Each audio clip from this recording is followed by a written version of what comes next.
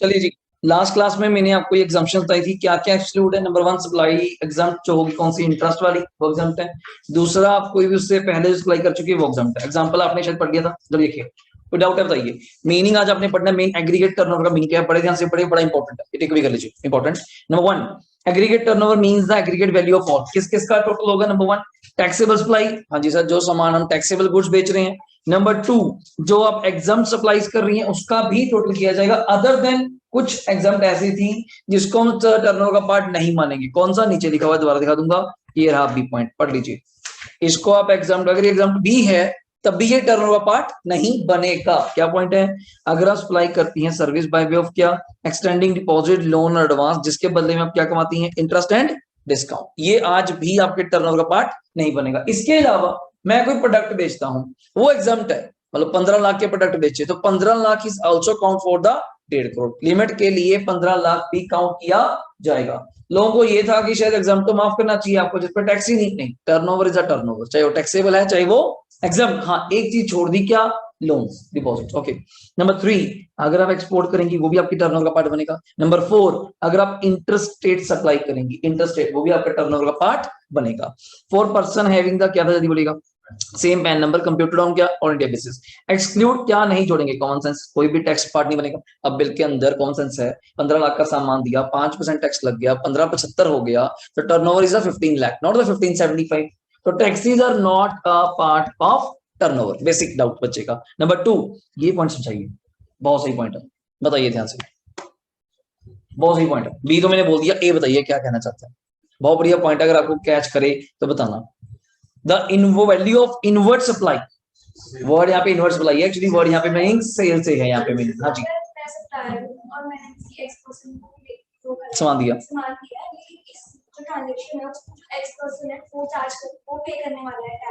Reverse charge भी, ये point था रियो, हाँ वही ठीक है, मैं वही डाउट पूछ रही है। हाँ यही पॉइंट है कि जैसे कॉम्पोजिशन डीलर है, आपने सामान बेचा, आप तो टैक्स चार्ज नहीं कर सकती। हाँ सामने वाला पर्सन कौन है, रजिस्टर्ड, वो आपके पास आ सकता है सामान लेने के लिए, आप तो कॉस्ट का पार्ट बना के देंगी, घबराइए नहीं, आप कॉस्ट का पार्ट बना के दीजिए, वो जाके रिवर्सल बेसिस पे क्या लेगा, क्रेडिट लेगा, बिकॉज रिवर्स चार्ज में कौन टैक्स देगा, रजिस्टर्ड पर्सन। तो वही बात करी है, वैल्यू ऑफ इनवर्ट सप्लाई जिस पे टैक्स कौन दे रहा है, जल्दी बोलो, registered person, that is recipient of supply, on किस पे, रिवर्स चार्ज। ये सप्लाई भी आपका टर्नओवर का पार्ट नहीं, जबकि सामान आपने बेचा, पर ये टर्नओवर का पार्ट आपका नहीं बनेगा। दो चीजें याद कर लो उल्टा, 2 पॉइंट टर्नओवर का पार्ट नहीं बनेंगे। नंबर 1 टैक्सेस, नंबर 2 कोई भी लोन डिपॉजिट जिस पे आप इंटरेस्ट कमाती हैं, एंड नंबर 3 जिस पे रिवर्स चार्ज पे किसने टैक्स दिया, रजिस्टर्ड पर्सन। ये पार्ट नहीं बनेगा। क्या पार्ट बनेगा, नॉर्मल टर्नओवर, टैक्सेबल, एग्जाम्प्ट, अपना एक्सपोर्ट और इंटरेस्ट। ये पेपर में लिख के आना है। तो बच्चा क्या कहता है, इसको जर्नल लॉ की तरह पढ़ लेता है, खुला लिखा होता है, सॉरी सप्लाई टैक्सेबल है, माइनस एग्जाम टैक्सेस नहीं होगा। यार प्रॉपर लिखिए, एक्सक्लूड, फिर एक्सक्लूड जो बनाया गया है, पूरे नंबर आएंगे, इसके 5 नंबर क्वेश्चन आया था, इतना सा जस्ट ये लिख के आना था बस, डिट्टो सेम, और 5 नंबर का। What do you mean by aggregate turnover, और कुछ नहीं पूछा उन्होंने, ठीक है। आगे ये मीनिंग ऑफ रजिस्टर्ड पर्सन, जो सिंपल है, मींस वो रजिस्टर अंडर कौन से सेक्शन में, सेक्शन 25, अभी आपने नहीं पढ़ा, जब रजिस्ट्रेशन चैप्टर पढ़ेंगी उसमें आपको पता चलेगा रजिस्टर्ड पर्सन क्या चीज है। बट डज नॉट इंक्लूड वो पर्सन नहीं आएगा जिसका कोई यूनिक आइडेंटिफिकेशन नंबर है, वो नहीं कवर करेंगे। रेलेवेंट रूल्स ध्यान से पढ़ेगा, थोड़ी थ्योरी चलने वाली। नंबर 1 क्या है, जल्दी बोलो, इंटीमेशन फॉर, पढ़ना है मुझे, intimation for composition levy. Person granted registration on provisional basis to file intimation. Not relevant now, अब वो रेलेवेंट नहीं है। पहले क्या होता था, इंटीमेशन देनी पड़ती थी कि हम किस पे टैक्स पे कर रहे हैं, कंपोजिशन नंबर पे, प्रोविजनल बेसिस पे। नंबर 2 पढ़िए क्या है, intimation in case of new registration. पढ़िएगा जी, आप इधर आ जाओ, यहाँ जी पढ़िए। Any person who applies for registration under section, ध्यान से सुनना, बड़ा प्रोसेस है, कुछ नहीं है, बड़ा मजा आने वाला है, सिंपल सा प्रोसेस है, फटाफट खत्म करिए। चैप्टर पहले से कहीं ज्यादा कम कर दिया, मुझे डाउन था कि शायद चैप्टर ज्यादा पड़ा, अब मैं देखा आगे पेज टर्न करके जस्ट 2 पेज रह गया, और सिर्फ प्रोसीजर वर्क और कुछ भी नहीं है। मुझे ये था कि शायद पहले ये चैप्टर कम से कम 10-12 पेज का, अब पता नहीं कुछ चीजें काट दी, कुछ चीजें अमेंड कर दी, तो आपके लिए फायदा हो गया, बड़ा छोटा सा। पहला क्या पढ़ा, लिमिट पढ़ी, गुड्स की, सर्विस की, एग्रीगेट टर्नओवर पढ़ा, कुछ पॉइंट्स पढ़े, प्रोसीजर अब पढ़ रही है पहली बार आप, क्या पढ़िए क्या है, इन केस हो पढ़िए। May give an option to pay tax under section 10, पहले तो फिर वही बात, ऑप्शन है, कंपल्सरी नहीं है। इन फॉर्म कौन सा, थोड़ा फॉर्म्स प्रोसेस चलेंगे, फॉर्म कौन सा है, part B of form GST REG 01, थोड़ा याद हो पाए तो अच्छी बात है, वरना रिपीट होगा इन चैप्टर रजिस्ट्रेशन। REG मतलब रजिस्ट्रेशन, फॉर्म रजिस्ट्रेशन 01 में, और उसके पार्ट बी में आप अप्लाई करेंगी अगर चाहती हैं, कौन सा नंबर, कंपोजिशन। आगे पढ़िए, which shall be considered as an, वो क्या मान लिया जाएगा थोड़ा लॉ की लैंग्वेज में, ये वो जस्ट आपकी तरफ से क्या मान लिया जाएगा, इंटीमेशन, कि आप मुझे बता रही हैं क्या, to pay tax under the composition के साथ मैं टैक्स पे करना चाहती हूँ किसके अंडर, कंपोजिशन के अंडर। आगे, such intimation shall be considered only after the grant of क्या, रजिस्ट्रेशन टू द एप्लीकेंट। हम भी तो कुछ बताएंगे, आपने तो मुझे मैसेज भेज दिया रजिस्ट्रेशन 01 फॉर्म में, जैसे मैं फॉर्म भर रहा था कि मैंने अपना भेज दिया कि मैं कंपोजिशन देना चाहता हूँ, हम भी तो बताएं कि तुझे अलाउड है भी या कि नहीं, जब तुझे एप्लीकेशन रजिस्ट्रेशन कर देंगे। आगे बढ़िए, and is option to pay tax under composition levy shall be effective from the underline, कब से इफेक्टिव हो जाएगा, कब से, from the date from which registration is effective, जिस दिन से हम बताएंगे। ये नहीं कि आज आपने अप्लाई कर दिया, मुझे लग गया 15 दिन, मान लीजिए प्रोसेस है, मैंने 15 दिन बाद कहा कि now you are eligible for composition, आपने जो 15 दिन सेल करी, अब उसका क्या प्रोसेस होगा वो बात करी जाएगी। फ्रॉम इफेक्टिव डेट, डेट बताई जाएगी उस दिन के बाद से you are liable for composition dealer. Number 2 पढ़िएगा, intimation. Intimation in case of shift from regular to composition tax. ध्यान से पढ़ेगा, intimation in case of shift from, कहां से, रेगुलर से कहां, कंपोजिशन। आप पहले बड़े बंदे थे, नॉर्मल स्कीम चलती थी, क्रेडिट भी लेते थे, सब आपके पास पड़ा होगा, पता नहीं आपके मन में क्या आया कि छोड़ यार अब कंपोजिशन चलते, तो बहुत कुछ छोड़ना पड़ेगा भाई साहब, जो क्रेडिट पड़ा उसका हिसाब कौन देगा मुझे। आइए पढ़िए क्या है, registered person who opt to pay tax under section 10 shall electronically file an intimation form. Number पढ़िए, चेंज हो गया फॉर्म, जीएसटी सीएमपी क्या है, कंपोजिशन का फॉर्म है, जहां पे भी कभी सीएमपी सुनने को मिल जाए कंपोजिशन का फॉर्म है। पढ़िएगा 02 duly signed and verified through EVC, नाम सुना है, ओटीपी, इलेक्ट्रिफिकेशन वेरिफिकेशन कोड। आजकल आप तो आपकी आपका मोबाइल नंबर वेरीफाई किया जाता है, कोई मेल पे जाते हैं तो आपसे आईडी भी जाते हैं, साइट पे जाते हैं तो मोबाइल नंबर फिर ओटीपी आता है, या आपने ऐप पे भी देखा होगा, ऐप लॉगिन करते हैं तो ओटीपी आता है, वो इसलिए होता है कि वेरीफाई करने के लिए क्या सही मोबाइल नंबर है, ईवीसी इलेक्ट्रॉनिक वेरिफिकेशन कोड। आगे, ऑन द कॉमन पोर्टल इधर directly through the facilitation centre, कभी नाम सुना है आपने, ये जीएसटी सुविधा केंद्र, कभी नहीं सुना, सुना होना चाहिए। जैसे सरकार ने अपने भी जीएसटी सुविधा केंद्र खोले हुए हैं, आप भी अप्लाई कर सकते हैं, और आप सीईओ के आप भी अप्लाई करेंगे, अब हम खुद भरेंगे, सिंपल। वहां पे फीस थोड़ी सस्ती है, ठीक है ना, बट है कि वहां पे आप ओपनली बात नहीं कर सकते, आपकी चोरी छिपी वाली बात कैसी करेंगे। अब यहाँ तो सीएसएम ओपनली बात करते हैं, सर सिंपल सी बात है, इतनी सेल है, अपने इतना टैक्स देना है, बचाओ कैसे बचाएंगे, वहां थोड़ा बताएंगे, वहां तो सरकार के ही बंदे हैं वो। जैसे आपने नाम सुना होगा टीआरपी, टैक्स रिटर्न प्रिपेयर्स, जो इनकम टैक्स में साइट पे बैठे हैं, ऑफिस में बैठे हैं, वहां जाइए कि मुझे रिटर्न भरनी नहीं आती। अब उनके पास वो बीकॉम पास आउट लोग हैं, वो एक पेपर पास करके टीआरपीस बन जाते हैं गवर्नमेंट के, तो वहां बैठे हैं वो रिटर्न भर रहे हैं, पर वहां थोड़ा बताएंगे उनको कि थोड़ा जो मेल करने हमने, तो वहां वो सीधी रिटर्न सही भरेंगे, गलत नहीं भरेंगे। So that's why prior to the commencement of the financial year for which the option to pay tax, आपको मुझसे पहले बताना पड़ेगा, एक फाइनेंशियल ईयर स्टार्ट होने से पहले, एक्चुअली द फर्स्ट अप्रैल। आप बताइए क्या करना है क्या नहीं करना। नेक्स्ट पॉइंट, ही शैल आल्सो फर्निश स्टेटमेंट, कौन सा जल्दी बोलो, जीएसटी फॉर्म, नाम पढ़ के रखा हुआ है आईटीसी। क्यों, अब सर आप नॉर्मल से कहां जा रही हैं, जल्दी बोलो, कंपोजिशन में, तो आईटीसी का क्या हिसाब है भाई, बताइए मुझे। In accordance with provision of with in a period of कितना, अंडरलाइन करो, ये चीजें पूछी जाती हैं।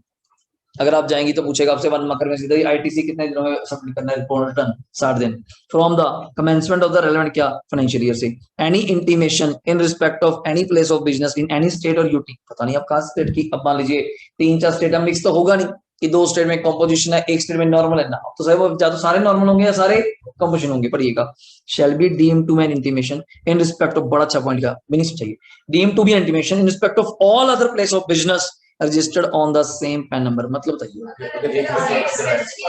हाँ तो सबका भी बता दिया, अब मैं दिल्ली बैठा था, दिल्ली का बता दिया मैंने, मैं कहा दिल्ली वाला तो कंपोजिशन है, मैं क्या आपके पैन नंबर के साथ 4 नंबर और चल रहे हैं, पंजाब में, हरियाणा में, हिमाचल में, यूपी में, मैं क्या मतलब ये हम मान के चलेंगे वो भी डीम्ड क्या हो गए कंपोजिशन। कल को जी मैं वहां क्रेडिट ले रहा हूँ, फंस जाएंगे आप, फॉल्स क्रेडिट का केस आपके ऊपर आ जाएगा, पेनल्टी और इंटरेस्ट अलग से दिया जाएगा, तो ये बेसिक डाउट है छोटा सा, ठीक है। नेक्स्ट चलिए, इफेक्टिव डेट क्या होगी कंपोजिशन लेवी की, रूल पड़ेगा। The intimation to output composition levy shall be considered only after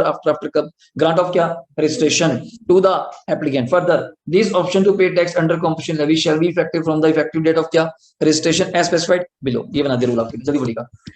with in क्या, जल्दी बोलिएगा, 30 दिन from the date of is becoming liable to क्या रजिस्ट्रेशन। पहले तो आप लायबल तो बनिए, मैं नॉर्मल बिजनेस कर रहा था, अप्रैल स्टार्ट हुआ, नॉर्मल दुकानदारी, अप्रैल छोड़िए आज ही लगी, आज ही दुकानदारी खोली, बिजनेस करना स्टार्ट कर दिया, अभी तक 16-17 लाख रुपए का काम हो गया।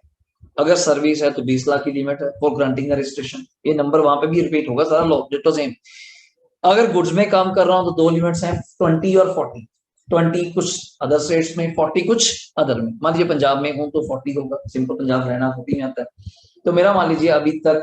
जुलाई आज स्टार्ट किया, करते करते करते नवंबर में मान लीजिए 5-6 महीने में इतना तगड़ा बिजनेस हो गया, 36-37 लाख की क्या हो गई, सेल हो गई। तो मुझे दिख रहा है भाई 37 लाख की सेल तो होएगी, नवंबर अभी तो, अभी कितने मंथ पेंडिंग पड़े हैं, 4 दिसंबर, जनवरी, फरवरी, मार्च।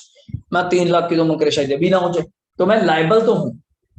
नंबर नहीं लिया, लाइबल हूँ नंबर लेने के लिए। या 38 हो गई, 39 हो गई, मुझे दिख रहा है सरकार की तुझे क्या पता, सपना नहीं आ रहा था 38 लाख पे तू आ गया, तुझे पता नहीं कि हाँ भी ये होने वाला है। मैं क्या हाँ लगता था, फिर आप अप्लाई कीजिए। आप पढ़िए क्या, कितने दिन, विद इन क्या 30 days from the person becoming liable. मुझे लगा कि आज मैं लाइबल हूँ नंबर लेने के लिए, 30 दिन विद इन आप क्या करिए, अप्लाई करिए। The date on which the person become liable, वही आपकी डेट क्या मान ली जाएगी, रजिस्ट्रेशन। वैसे अगर आपको लगा 15 नवंबर को लगा कि now I am liable for taking registration, या 39 लाख 30 या 40 लाख से ये नजदीक आ गया, कई लोग कहते हैं नहीं मैं पूरा वेट करूंगा, अभी 37 लाख है, वेट कर लो सर। अगला ऑर्डर आ गया सीधे 5 लाख का, अब वेट करोगे, 37 + 5 उसको डिलीवर करने से पहले बात करनी पड़ेगी उनसे, इसे 37 + 5 कितने हो गए, 42, मैं 40 लाख क्रॉस कर गया, मुझे क्या चाहिए, नंबर। आप अप्लाई करेंगे रजिस्ट्रेशन 01 में, सरकार पूछेगी कौन सा नंबर चाहिए, मैं कहा कौन सा, क्या कोई ऑप्शन है, ऑप्शन है कॉम्पोजिशन या नॉर्मल, फिर आप उसको बताएंगे। तो वो बात कर रहे हैं किस दिन, फिर बात हुई तो ये तो बोल काम आगे निकल गया, ऑर्डर आएगा, फिर मैं अप्लाई करूंगा, फिर वो नंबर देंगे। पॉइंट इज दैट इफेक्टिव किस डेट से होगा, जिस दिन आप लाइबल बन गई थी, विद इन 30 डेज में। आगे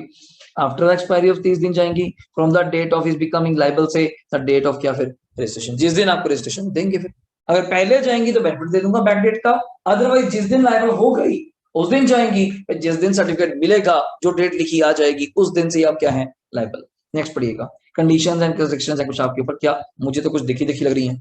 और आप ध्यान से देखेंगे तो कुछ वर्ड्स तो जो मैं आपको कल बता रहा था, आपको बोर्ड पे क्या लिखना पड़ेगा, बिल बुक पे क्या लिखना पड़ेगा, सब लिखा पड़ा है, ध्यान से पढ़िए। Number 1, he is neither CTP और एनआर, ये तो कभी नहीं होने चाहिए, इनको तो हम कंपोजिशन नंबर देते ही नहीं। नंबर 2 पढ़िए, अपने आप पढ़ के देखिए,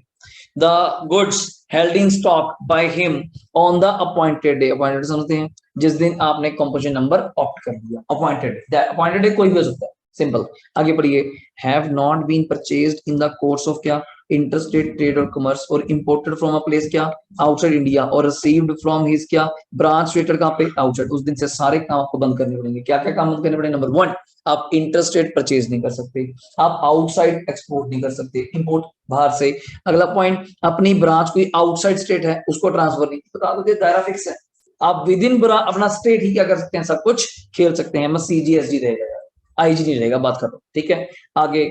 टू इज एजेंट या प्रिंसिपल को outside the state where the option for compulsion levy is exercised by the any registered person under the listing, अगर आप ये कर लेते हैं तो ये आप नहीं कर पाएंगे। Number 3, the goods held in stock by him have not been purchased from किससे, unregistered supplier से, and where purchase अगर करे हैं he pays the tax under किस मिलती पड़ेगा, रिवर्स चार्ज। कोई नॉर्मल पहले आप कुछ और थे, अब आप किस में आ गए, कंपोजिशन, तो अब आपको तो पे करना नहीं टैक्स कोई भी, हाँ जो पहले कर रखा है उसको रिवर्स चार्ज में रखिएगा। Number 4, he shall have paid tax under जल्दी बोलेगा, रिवर्स चार्ज ऑन किस पे, इनवर्ट सप्लाई, ये नहीं कर पाएंगे। Last one, he is not engaged in the manufacture of किसमें, 4 काम थे, आइसक्रीम, पान मसाला, इलेक्ट्रिक वाटर, तंबाकू प्रोडक्ट्स, तंबाकू एंड इलेक्ट्रिक प्रोडक्ट्स, ठीक है। नेक्स्ट वन, एफ पॉइंट, उसको मेंशन करना पड़ेगा क्या, वो कंपोजिशन टैक्सेबल। मैं कहा था आपको, कभी आप खाने पीने की दुकान पे जाइए, मोस्टली तो मिल जाएगा, वहां लिखा होता है कंपोजिशन डीलर, बड़े बड़े अक्षरों में,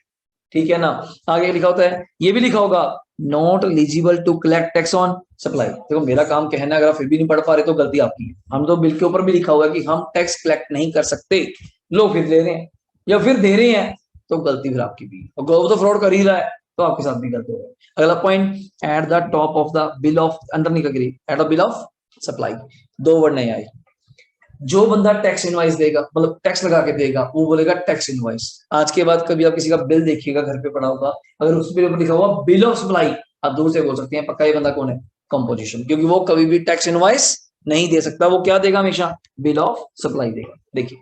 ये बातें ना छोटी छोटी जब प्रैक्टिकल करते हैं तब ज्यादा समझ आता है। मैं फर्स्ट टाइम अकाउंटिंग में एंट्री करा टैली में, मैं कह सर बिल गलत है, मेरे को ये कह दिया, कारण क्यों, बिल क्यों बोलते, मैं इसमें जीएसटी नहीं लगाया हुआ,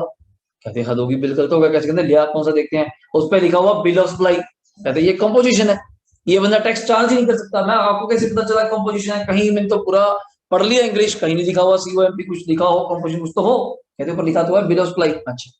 तो आज के बाद ध्यान रखना है, 2 वर्ड है, tax invoice and bill of supply. जहां बिल ऑफ सप्लाई लिखा होगा मींस वो कौन पर्सन है, कंपोजिशन, जहां टैक्स इनवॉइस लिखा होगा मतलब कौन है, रेगुलर टैक्स पे, ओके। एंड लास्ट वन, जल्दी पढ़िए,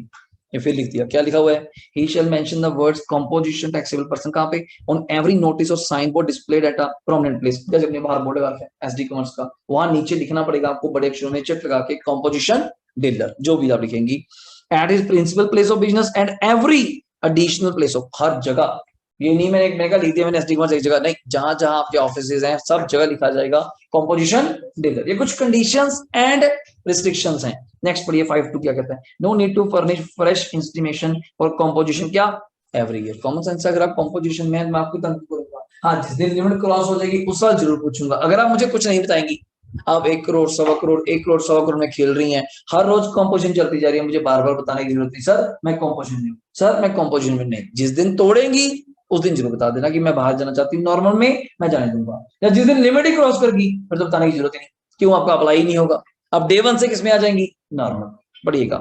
the registered person paying tax under section 10 may not file a fresh intimation every year, he may continue to pay tax under composition subject to provisions of the act and these rules। बार बार बताने की जरूरत नहीं है। नीचे ये validity क्या है composition के लिए, रूल्स पढ़िए। पहला क्या है, Composition levy option is valid as long as all steps are कौन सा, हम कौन सा आपसे छीने वाले हैं, आप सही चलते जाइए, चाहे 10 साल के लिए काम कर लो। मैंने कब कहा है कि कंपोजिशन नंबर 1 साल के लिए, आप ठीक चलिए 10 साल काम करिए, कौन सा रिस्ट्रिक्शन थोड़ी है कि हर बंदा 2 साल काम कर पाएगा, ऐसा तो कहीं नहीं लिखा हुआ, आप ठीक रहिए। पढ़िए, the option exercised by a registered person to pay tax under composition levy shall remain valid as so long as, फिर वही कमी, satisfy all conditions mentioned in section 10। वही रिपीट, सेक्शन 10 जहां आ गया वो याद करिए, कंपोजिशन स्कीम के रूल्स। और नंबर 1 रूल पढ़िए, क्या, tax to be, tax to be paid at regular rates and tax invoice to be issued from day any of the set conditions of composition levy is not satisfied। आपने ध्यान नहीं दिया, heading पढ़ने दोबारा क्या लिखा है, अपना ना पढ़ो फिर तो क्या लिखा हुआ है, आप बिना पढ़े आंसर बोल देंगे इसका क्या है, tax to be paid at regular rate, regular मतलब नॉर्मल। अभी तो कह रही थी मैं तो कंपोजिशन में हूँ, कंपोजिशन के रेट क्या होते हैं, 1 5 6, 1 manufacture trader 5, restaurant service 6 service, ये कह रहा है रेगुलर रेट, ओके चलो। एंड टैक्स इनवॉइस, अभी तो पढ़ा कि कंपोजिशन तो बिल ऑफ सप्लाई देता है, हम तो टैक्स इनवॉइस देते ही नहीं, अभी तो पढ़ो क्या बात हुई आगे, फ्रॉम द डे,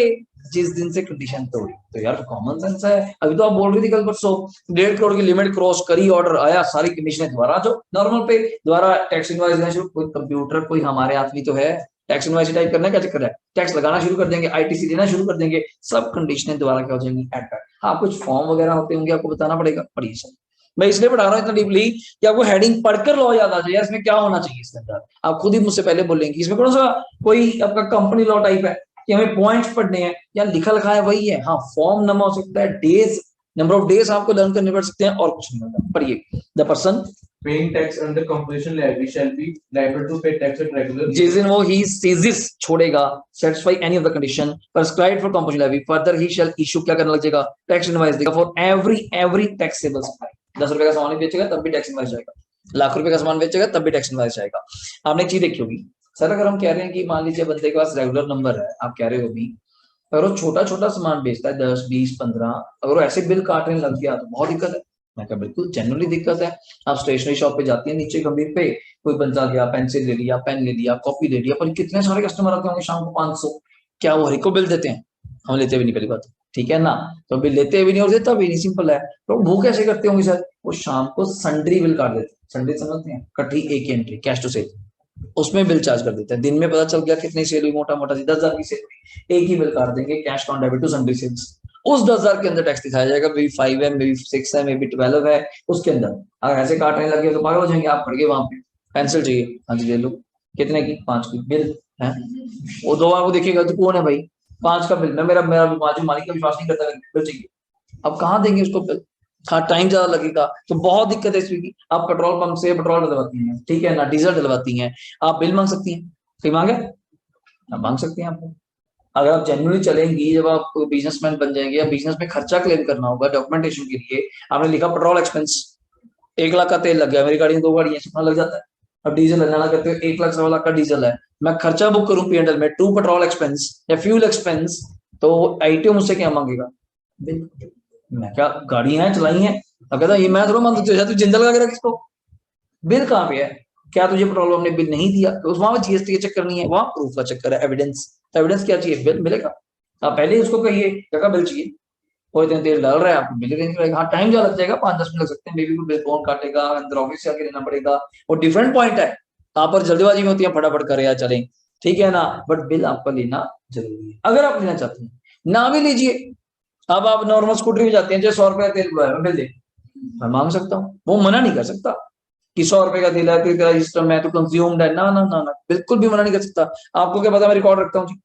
हर चीज का रिकॉर्ड रखता हूँ, सिंपल है। आप मंदिर में जाइए, 15 रुपए की दान दे दीजिए, वो 15 रुपए के हिसाब से मेरा मन कर रहा है 15 रुपए, ना 20 ना 10, पर्ची दो। अब वो मंदिर वाले पर्ची दे रहे, देना पड़ेगा। क्या मैं तो खर्चा बुक करता हूँ जी, बुक्स में चैरिटी डोनेशन, तो मैंने तो दिखाना है, हर चीज उनको देना पड़ सकता है बिल में, तो ये पॉइंट है। आगे पढ़िए। After violation of any of the prescribed condition for composition levy further some he shall also file an intimation देगा फॉर विड्रॉल, बताना तो पड़ेगा किसी को, सर मैं तो छोड़ गया जी वो, ठीक है मैंने आपसे कहकर कंपोजिशन मांगा था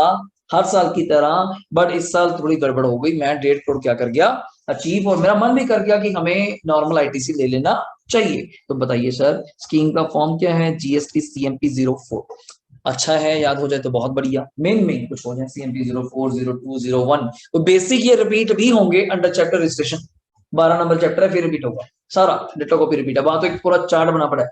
सब फॉर्म्स लिखे पड़े हैं, वो एक जगह पे हो जाए तो ठीक है, वरना ठीक है, गलत नहीं, पेपर में गलत नहीं लिखना, अगर कोई गलत लिख दिया फिर काटा है, तो किसी ने पढ़ना भी नहीं आपका पैरा कि क्या लिखा है इसके अंदर, फिर कुछ नहीं लिखना, ठीक है। विद इन कितने दिन, ये लिखो न्यूमेरिक में 7 डेज, कितने दिनों में बताना है, 7 दिनों में बताना, 7 days of occurrence of event violating, जिस दिन से आपको ये हो गया वायलेट हुआ। मैं कहा सर 1 करोड़ 48 लाख था, एकदम से कस्टमर आया सीधा 6 लाख का, और हम हो गए 1 करोड़ 54 लाख और 1.5 करोड़ क्रॉस कर गए। मैं कहा जिस दिन कस्टमर आया डेट तो बता थी, मैं कहा हाँ जी पता था, आज 16 जुलाई, आज से लेके हफ्ता, इसके बीच आप मुझे CMP 04 पे जाके क्या कर दीजिए, जस्ट इंटीमेट, या हम ही तो रिकॉर्ड अपने चेंज करेंगे, हम स्टेटस में दिखा रहे हैं तुझे कौन सा कॉम्पोजिशन, ठीक है ना। Next point, furnishing of application for withdrawal from the, कहां से, कंपोजिशन स्कीम, इन्फॉर्म किसमें, अभी आ गया, फिर इंफॉर्मेशन पढ़िएगा, the registered person who intends चाहता है withdraw from the composition scheme shall file an application देगा GST 0P4 में, duly signed and verified EVC on the common portal before date of such क्या विड्रॉल। आगे चलिएगा, next point क्या है, issue of क्या है, SCN बोलते हैं इसको, show cause notice, government of उल्टा पूछती है आपको नोटिस क्यों ना भेजा जाए, ये वो नहीं था, शो कॉज बताइए, कॉज कारण बताइए आपको नोटिस क्यों ना भेजा जाए, और इन्फॉर्म किसमें जाएगा 05, 04 में आपने चिट्ठी भेजी, 5 मिनट का नोटिस आ गया, अब नोटिस में क्या बातचीत चलती है पढ़िएगा, पूरा प्रोसेस है, पूरा लाइन में प्रोसेस है, पढ़िए। Where the PO has reason to believe that RG was not eligible to pay tax under section 10, वो कहता है मैं मानता हूं कि तू एलिजिबल नहीं है सेक्शन 10 के अंडर, मैं कहता तभी तो मैंने विड्रॉ किया, और या तो कोई कॉन्ट्रावेन करा प्रोविजन का, रूल्स का, ही में नोटिस देगा आपको इन द फॉर्म किसमें 05 में, to show cause notice within underline करो 15 दिन, हफ्ते में आपने चिट्ठी भेजी, कर करा के 16 तारीख थी, 20 को मैंने चिट्ठी भेज दी, चिट्ठी पहुंच गई, चिट्ठी आने से 15 दिन के अंदर अंदर वो आपसे पूछेगा शो कॉज नोटिस, आपको भेजेगा लेटर, शो कॉज नोटिस के आने से जब वो शो कॉज नोटिस भेज देगा उसके 15 के अंदर अंदर आपसे पूछेगा ऑफ द, लिखा हुआ है रिसीट ऑफ क्या, such notice as to why the option to pay tax under composition levy should not be denied, आपका नंबर क्यों कैंसिल ना किया जाए, तो तूने गलत काम किया, तो अगर तू अप्लाई कर देगा तो अच्छी बात, अगर अप्लाई ना किया, क्या डॉक्टर जी बोलिए, पहले आपने अप्लाई किया, अगर कर दिया ठीक है, अगर आपने अप्लाई ना किया, हाँ अगर ना अप्लाई किया तो मैं आपसे पूछूंगा ना कि हाँ जी आप क्यों ना आपका नंबर कैंसिल करें, आप लिमिट भी क्रॉस कर गए, क्योंकि आपका हर चीज का रिकॉर्ड हमारे पास, पेन बेस हर सेल आपकी ट्रैक है, वैसे दिक्कत की बात है नहीं, या मुझे लगा कि कॉन्ट्रावेन करा तो मैंने आपसे पूछ लिया, सिंपल, और 15 दिन के अंदर आपने जवाब देना नोटिस से, आपको मिल जाएगा। आगे बढ़िए, इशू ऑफ क्या लिखा हुआ है जल्दी बोलिएगा, एजुकेशन ऑर्डर विद इन में, अब आएगा ऑर्डर, जैसे आपको बताया था नोटिस आते रहते हैं कोर्ट से, तो कोई दिक्कत नहीं, उसको ले और फाड़ के फेंक दो, कोई चक्कर नहीं, ये नोटिस आया उसके बाद 2-3 लोग भेजते रहेंगे डिपार्टमेंट वाले, आ गया कुछ नहीं इसको फाड़ दो, जिस दिन आ गया ऑर्डर ना खुद चले जाना, कारण क्यों, फिर पुलिस आएगी अच्छे लगे गली मोहल्ले में बेइज्जती होगी, कि ऑर्डर आ गया आप इसको उठा लो, फाइनली ऑर्डर हो गया, पर ये upon receipt of reply to the show cause notice from the registered person, आपने रिप्लाई भेजा, GST किसमें 05 में नोटिस आया, देखो 4 में आपने अप्लाई करा, 5 में नोटिस आया, 6 में आपने रिप्लाई भेजा, the PO shall issue an adjudgement order in form किसमें 7 लाइन में सर 4 5 6 7, 4 में आप अप्लाई करती हैं, 5 में वो चिट्ठी भेजता है नोटिस, 6 में क्या करता है आप अप्लाई करती हैं उस चिट्ठी का रिप्लाई, 7 में उसका ऑर्डर आया, कितने दिनों में, विद इन 30 दिन में आ जाएगा रिसीट ऑफ सच रिप्लाई, आपने रिप्लाई दिया, उस रिप्लाई के आने से, यहाँ पे 2 चीजें वर्ड होती हैं, रिसीट से या वर्ड होता है कि सर्व या पोस्ट, जैसे मैंने आपको चिट्ठी भेज दी, जैसे एग्जांपल दी थी कल परसों बच्चों को लॉ में दे रहा कि आप ICAI की रजिस्ट्रेशन करवाइए आपने इंटर की, आपको एक लेटर आता है, ईओ सक्सेसफुली रजिस्टर्ड अगर आ गया हो आपको आईपीसीसी का, उस पर डेट पढ़ना, उस पर डेट लिखी हुई है, मान लीजिए आपको भी आपने अभी कराई होगी फाउंडेशन के बाद ही, मान लीजिए मार्च, पर आपको मिला कब है, चेक करिएगा अप्रैल। तो पॉइंट इज दैट कि वो किस दिन से 30 दिन गिन रहा है, जिस दिन 25 तारीख है उस दिन से, या जिस दिन नोटिस सर्व हुआ, सर्व मतलब मुझे मिला कब। अब आप जी आपकी ये वैलिडिटी आपने हफ्ते के अंदर रिपोर्टिंग करनी है। बच्चों एग्जांपल दे रहा कि इस टीचर ने मुझे बोल दिया लेटर भेजा बाय कोरियर या बाय पोस्ट, इस लेटर मिलते ही, वर्ड सुना, लेटर मिलते ही हफ्ते के अंदर रिपोर्ट करिए। लेटर मुझे आज मिला, मैं 16 तारीख है, हफ्ते के अंदर रिपोर्ट कर देंगे, कोई दिक्कत नहीं। लेटर मिलते नहीं, लेटर की डेट से, अब लेटर भाई साहब इशू किया 12 तारीख से, मुझे मिल रही है 16 तारीख को, मैं कहा कोई नहीं चले जाएंगे, हफ्ता ही बड़ा मिलते, और ध्यान नहीं दिया 12 से हफ्ता था, मैं पता चले कल परसों छुट्टी है, अब वही ना, कोई नहीं आराम से चले जाएंगे। तो ये बड़ा चीज कॉमन है, फ्रॉम रिसीट से मिल तो जाए, मैं तो आपको भेज दिया, आपको कहाँ है, मैंने भेज दिया, 2 दिन 3 दिन 4 दिन लग गए, तो कहाँ रास्ते में, जब मिल जाएगा उस दिन के 30 दिन आगे बढ़ेगा। इधर एक्सेप्टिंग द रिप्लाई, शायद मैं आपके रिप्लाई को मान जाऊं कि हाँ भाई बंदा सच बोल रहा है, या फिर denying the option to pay tax under compulsion from the date of किससे, ऑप्शन, और from the date of the event concerning such, या तो आपने जिस दिन डेट आपको हो गई मैंने इस दिन नंबर छोड़ा, या फिर जिस दिन मुझे लगा तूने क्या करा कॉन्ट्रावेंशन, उस दिन से तूने नंबर छोड़ दिया। नेक्स्ट पढ़िएगा क्या है, फर्निशिंग ऑफ डिटेल्स, और क्या मांग रहा हूं आपसे मैं, on the date of which composition option is क्या होगी, विथड्रॉ। अब कॉमन सेंस है, नंबर तो छोड़ दिया प्रभु, कोई दिक्कत नहीं, दुकान पे स्टॉक पड़ा होगा, मैं क्या जी पड़ा, डिटेल क्या डिटेल देते हैं, पढ़िए फॉर्म क्या है, every person who has furnished an intimation for withdrawal from the composition scheme और filed an application for withdrawal from composition levy और a person in respect of whom adjusting order, सारी कहानी repeat कर रहा है, किसमें आया था याद है, सीएमपी 07 में electronically furnished the portal statement देगा, किसमें अंडरलाइन करो आईटीसी, ये तो मेरी चिंता थी, मेरी चिंता ये थी, तो कंपोजिशन नंबर छोड़ रहा है, अब तो किसमें जाएगा, नॉर्मल में, नॉर्मल में जाती तो पहली चीज क्या मांगने वाला है, आईटीसी, तो पहले मुझे ये बता तेरी दुकान पे स्टॉक पड़ा कितना है, 01 में बता, containing details of क्या दे, stock of input and inputs contained in semi finished or finished, I think so repeat लगा है कुछ, on which option is withdrawn or denied, the statement is to be furnished करनी पड़ेगी, कितने दिन underline करो, 30 दिन, from the date on which the option is क्या, withdrawn और या ऑर्डर क्या हुआ था, बस 30 दिन फिर देगी, 30 दिन में मेरा ऑर्डर आया, 30 दिन में तू मुझे बता तेरी दुकान पे कितना स्टॉक पड़ा है, सेमी में, फिनिश में, रॉ में, जहां भी पड़ा है उसके आईटीसी का। लास्ट पॉइंट हो गया, खत्म करिए क्या, फास्ट जल्दी, डीम्ड इंटीमेशन मान लिया जाएगा कि आपने इंटीमेट कर दिया, और एप्लीकेशन और डिनाइल ऑफ क्या, ऑप्शन टू पे अंडर किसमें, कंपोजिशन में, इन respect of all other places of business, या तो सेम है, आई थिंक सो समझ गए होंगे, हेडिंग बढ़ती चीज, मैं फिर कह रहा हूँ ये बहुत चेंज कर दिया, लास्ट टाइम में अभी आपसे पहले बुक ली थी शिला की, ये देखने के लिए कि इसमें अभी बचा क्या, अब मैं खुद देख के शॉर्ट होगा, मानो कि पढ़ना था कि पढ़ूंगा क्या, 1 मिनट में बंद कर दी बुक, मैं कहता देख के हैरान की पिछली बार तो बहुत ज्यादा पेजेस थे, 10-12, इस बार प्रोसेस ही बड़ा इजी कर दिया, सीधा प्रोसेस ही, अप्लाई डिनाई का, शॉर्ट नोटिस का, उधर पहले अपने रेट्स वगैरह पढ़े और एग्रीगेट टर्नओवर पढ़ा, फालतू तो कुछ आया नहीं चैप्टर के अंदर, हाँ किन किन को नंबर नहीं देंगे और कंडीशंस के, बस ये फालतू आपसे पूछा गया, नहीं चाहिएगा, अंदर सब सेम है, पढ़िए ये रेट आई थिंक फिर रिपीट है, पढ़ लो फिर रिपीट है, फायदा हो गया, मुझे था चैप्टर लेंथी जाएगा पर ये चैप्टर का बेनिफिट हो गया, और पेपर में आता भी एवरेजली ये मिल जाता है 8 नंबर के करीब, 5 का छोटा मिल जाता है, 3 का कहीं बड़े में पार्ट बन जाता है, तो ये आपने पढ़ लिया। मैन्युफैक्चरर अदर देन बताए थे कौन, जो गवर्नमेंट ने बताया 4 लोग, पान मसाला, आइसक्रीम, तंबाकू रेटेड, पढ़ लिया जी, 1% रेट है, 0.5 सीजी 0.5 एसजी, ट्रेडर्स ये कुछ लिखा हुआ है अंदर चैप्टर, बस अल्कोहल लिखकर वगैरह सब ना करे, तो कितने परसेंट तक खाने पीने रेस्टोरेंट पे 5, और सेक्शन कौन सा है, कंपोजिशन लेवी 1% ट्रेडर के लिए, ये खुद भी लिखा हुआ है, खुद भी लिखा हुआ है, और लास्ट कौन है अपना सर्विस, कितने परसेंट, सेक्शन एग्रीगेट लिमिट इसकी क्या थी वैसे,